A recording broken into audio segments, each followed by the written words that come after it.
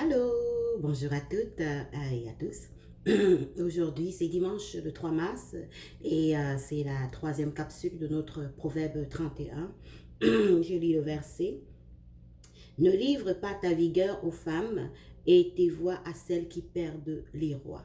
Donc, dans le troisième jour, ici, on entre dans les conseils pratiques que cette femme commence à enseigner, par lesquels cette femme commence à enseigner son enfant. Donc, on rentre dans la partie enseignement en tant que tel. On a vu au verset 1 que le roi Lemuel nous parle de sa mère comme celle qu'il a instruit. Donc, on a tiré de là le rôle de la mère en tant que la femme institutrice, la femme qui enseigne. On a vu que la femme a une place de choix auprès de son enfant et elle a une place de choix aussi dans la société en ce que c'est elle qui forme la personnalité première de l'enfant pour, pour lui permettre de naviguer dans ce monde. Donc, de prendre au sérieux vraiment cet impact que nous avons en tant que mère, ce don merveilleux qui nous a été donné, de pouvoir influencer nos enfants, de pouvoir leur enseigner.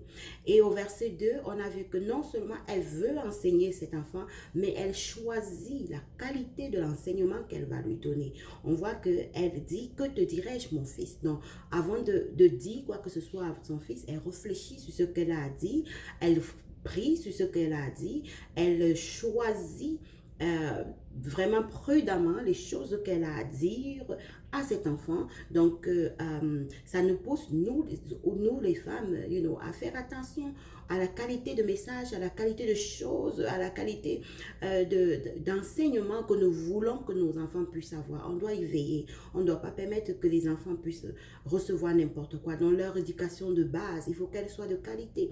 Et pour que nous puissions donner un enseignement de qualité, que nous puissions élever nos enfants en faisant d'eux des enfants de qualité, il faut que nous aussi, nous soyons des personnes de qualité. On ne peut donner que ce qu'on a. Ça veut dire que je dois m'instruire, ça veut dire que je dois rechercher, ça veut dire que je dois me cultiver, ça veut dire que je dois prier parce que la source de toutes choses, c'est vraiment le Seigneur. Et quand on prie, Dieu nous révèle des choses profondes qu'on est capable maintenant d'enseigner à nos enfants selon les voies du Seigneur, comme le Proverbe 29 verset 18 le dit.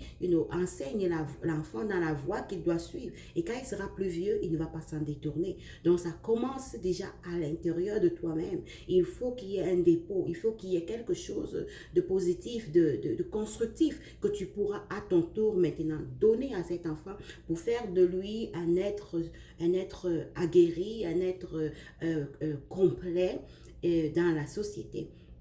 Voyons maintenant en détail quelles sont point par point les choses que cette maman si merveilleuse a enseignées à son enfant et que nous devons à notre tour transmettre à nos progénitures. On voit au verset 3, donc comme je disais tantôt, ne livre pas ta vigueur aux femmes. Elle commence sa partie enseignement pratique en parlant de l'infidélité, en parlant de l'adultère, en parlant des relations extra-conjugales, en parlant des relations sexuelles qui sont sans attache, qui ne mènent à rien. Ne livre pas ta vigueur aux femmes.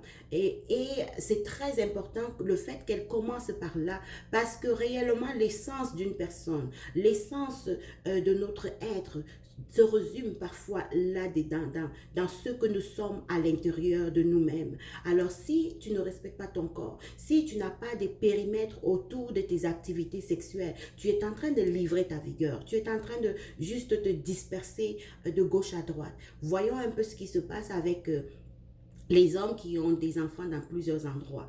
C'est leur vigueur qu'ils ont dispersée parce que à leur vieillesse, ça les rattrape. Ça devient problématique. Les enfants qui ont été faits hors des liens du mariage sont des enfants, la plupart du temps, qui ont beaucoup de problèmes au niveau de leur estime de soi, au niveau de leur perception de soi-même. Et ils ne fitent pas. Ils ont toujours l'impression qu'ils ne cadrent pas dans quoi que ce soit. S'ils sont dans la famille, dans leur famille biologique, ils ont l'impression d'être à part. S'ils sont dans l'autre famille de la maman, ils ont toujours l'impression d'être à part. Donc, ces enfants grandissent avec un sentiment de rejet, avec un esprit de ressentiment et de rejet qui fait en sorte que ça débalance la dynamique familiale. Et c'est quelque chose que cette femme-là aimait son fils en garde dès le départ. Elle lui dit, mon fils, comme tu es en train de grandir là, il faut que ton affaire reste dans ton pantalon. Ne commence pas à te balader partout, te promener partout, tu déposes ici, tu déposes là-bas, parce que ça va vraiment te faire du mal plus tard.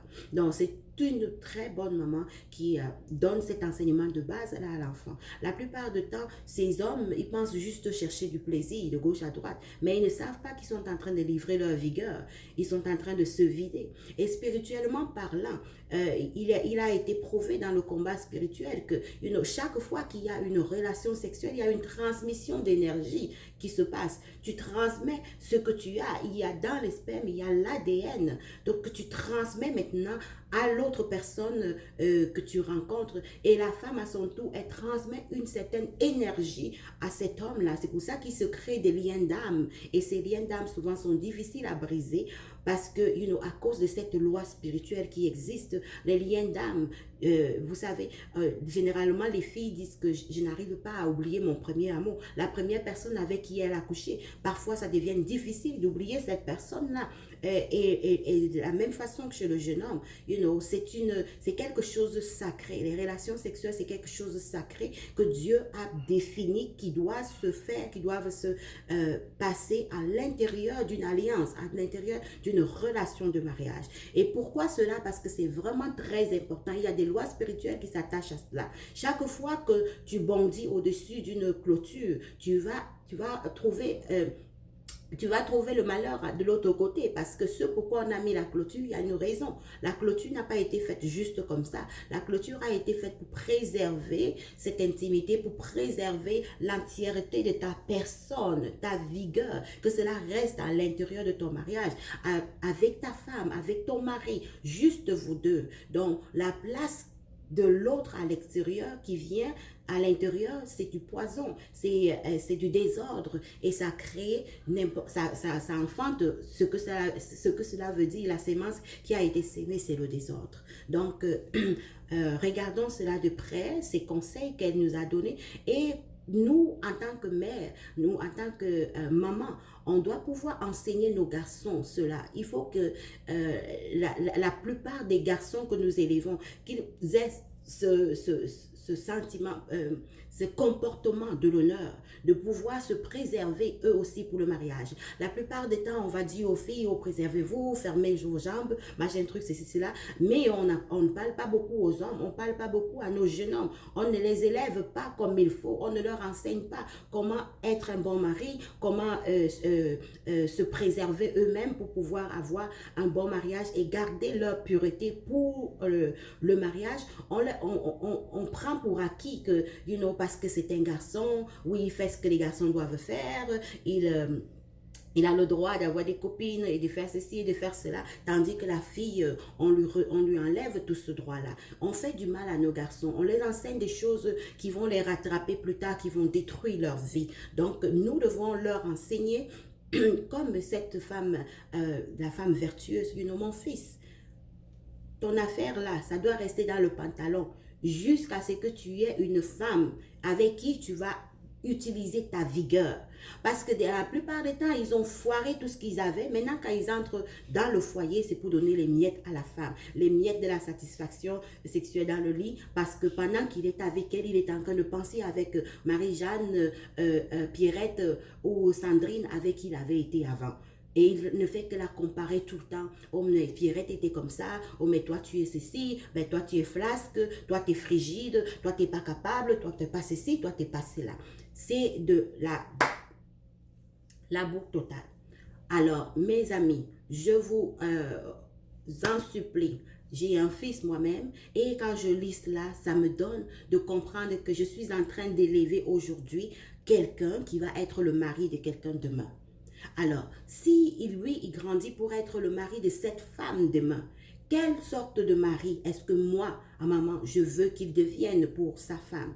Je veux qu'il soit le mari qui va combler cette femme-là, qui va lui enseigner, qui va lui apporter toute la vigueur qu'il a gardée pour cette femme-là. Que cette femme-là soit ce que moi j'ai envie d'être moi avec mon mari. Donc, c'est pour cela que je donne le meilleur pour l'enseigner, pour l'encadrer, afin qu'il puisse grandir dans cela. Donc, c'est le rôle que cette femme du Proverbe 31 s'est donné. Et c'est ce qu'elle dit à son fils.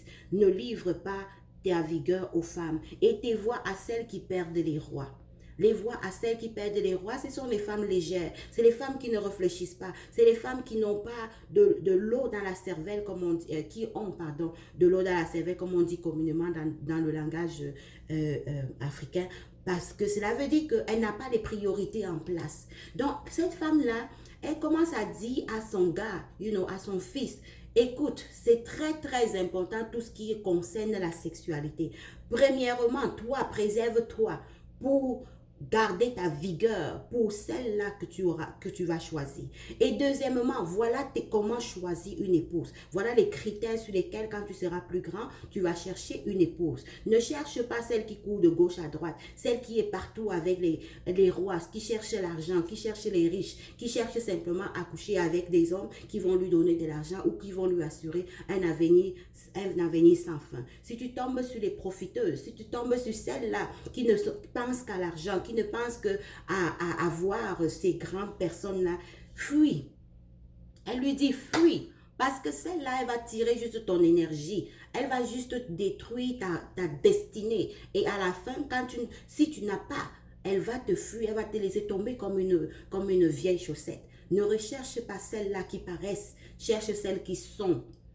Celles qui sont. Donc, elle demande à son fils de faire attention au choix, au moment où il va faire le choix de celle qu'il va épouser. Cherche l'essentiel. Cherche celle qui a quelque chose en elle à donner et non pas celle qui veut juste recevoir, celle qui veut juste prendre. Les profiteuses qui ne font rien, qui n'avancent dans rien, qui passent leur temps simplement à prendre soin de leur apparence physique juste parce qu'elles veulent avoir ce qui est facile. Elle veut attraper le gros poisson, comme on dit là. Fuis ces filles-là, elles sont faciles. Fuis les filles faciles. Fuis les filles qui ont accès à tous ces rois-là. Parce que tout ce qu'elles cherchent, c'est juste profiter, c'est juste l'honneur, c'est juste des choses comme ça. Sois centré sur l'essentiel. J'aime beaucoup cette femme-là et son enseignement me bénit ce matin et j'espère que cet enseignement aussi vous bénit ce matin. En tant que mère, on a des principes qu'on peut aller chercher et incorporer dans nos vies et incorporer dans nos valeurs. Et cela aussi nous renvoie en même temps aux filles que nous élevons.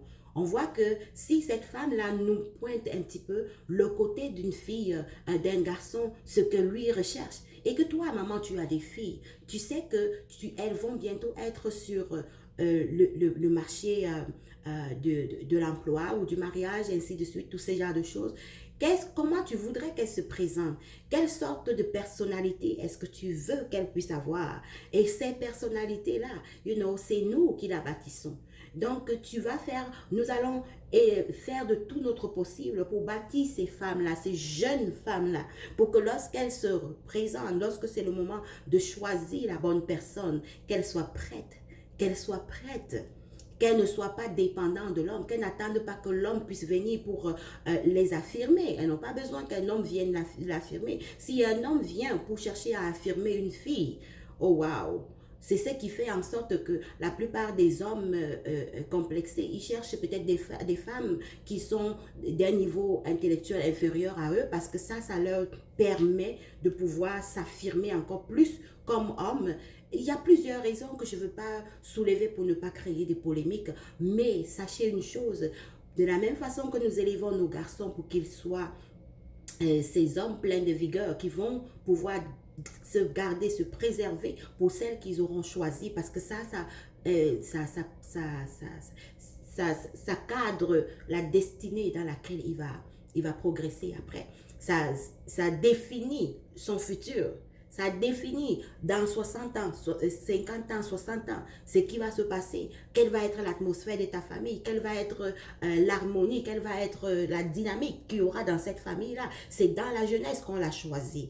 la femme de ta jeunesse, la femme avec qui tu vas commencer ta vie, la femme avec qui tu vas commencer à faire tes enfants. Quand tu auras 40 ans, 50 ans, 60 ans, tu ne pourras pas prendre de gomme pour effacer les enfants que vous avez eus. Tu ne pourras pas prendre de gomme pour effacer l'atmosphère familiale qui règne là, parce que ce sera trop tard. C'est avant qu'il faut y penser et non pas après.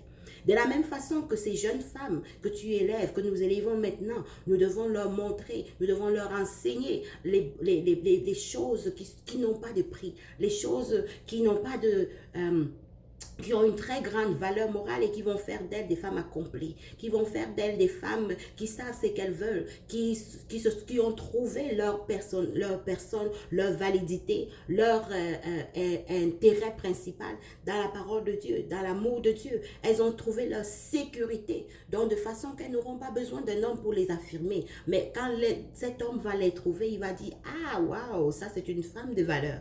Et ensemble avec cet homme-là, ils vont construire ce qu'il y a de plus beau. Ils vont construire des foyers solides. Ils vont reproduire aussi des enfants qui ne sont pas perdus dans la société, qui ne sont pas perdus en eux-mêmes, qui ne sont pas accrochés à n'importe quel vent de nouveautés et tous ces genres de choses-là qui rendent l'existence des jeunes aujourd'hui vraiment futile.